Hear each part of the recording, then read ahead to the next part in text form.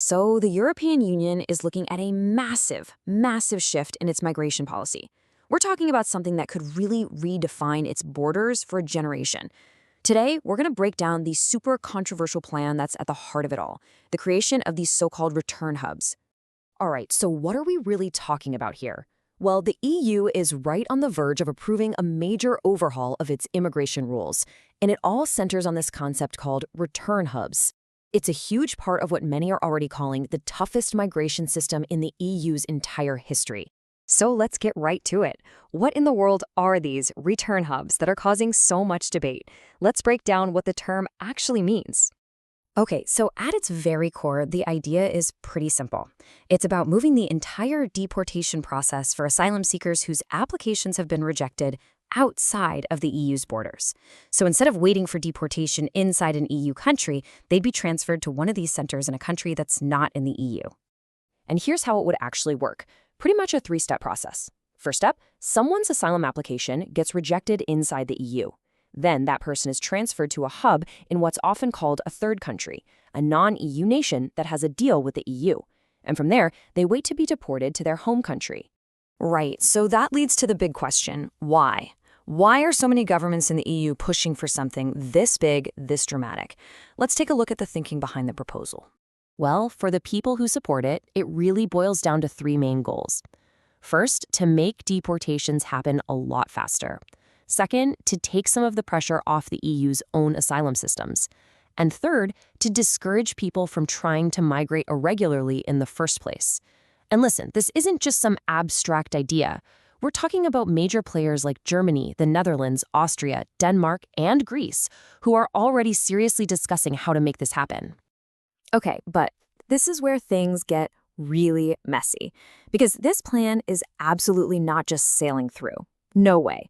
It's up against a wall of intense, organized opposition from human rights groups and even some lawmakers. And this really gets to the heart of the whole debate, doesn't it? On one side, you have the EU's goals, efficiency, control, and deterrence. But on the other, critics are raising some profound concerns. They're worried people could be sent to countries they have absolutely no connection to, that this whole thing weakens international refugee laws, and that there are some serious human rights risks in the countries that might host these hubs. Now, it's super important to understand that these return hubs are not a standalone idea. You kind of have to zoom out a bit. They're actually a key piece, a very significant piece for sure, of a much, much bigger strategic shift in how the EU deals with migration. Yep, this policy is just one part of a complete legislative package. And the goal of this whole overhaul? To fundamentally toughen up the EU's stance on migration across the board, creating a more restrictive, more controlled system from start to finish. So what else is in this package? Well, along with the hubs, we're also talking about making asylum decisions way faster right at the border, giving authorities expanded powers to deport people, and even bringing in harsher penalties like detention for people who refuse to leave. So what's got the engine running on all of this? What's giving it so much momentum? Well, in a word, politics. A really powerful and effective political alliance has formed with a specific goal of getting these tough new measures passed.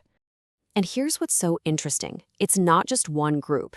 What we're actually seeing is the center-right and the far-right teaming up, joining forces. And why are they doing this? Well, they're responding directly to a pretty big shift in the public mood across all 27 EU nations, a real souring of opinion on migration that's helped far-right parties make huge gains in recent elections. Okay, so you've got this powerful political machine pushing this forward. A big vote in the European Parliament is expected very, very soon.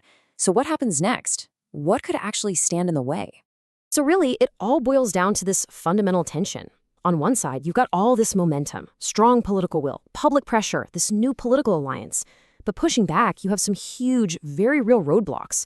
We're talking about significant legal challenges, a fierce human rights debate, and major political fights over how this would even be implemented. And that leaves us with the big, hanging question over all of this. There's very little doubt the EU is moving toward one of the toughest, most restrictive migration systems it has ever had. And this return hub policy, it's right at the very center of that shift. So as this gets closer and closer to becoming a reality, the question that just hangs in the air is, what will the true cost be?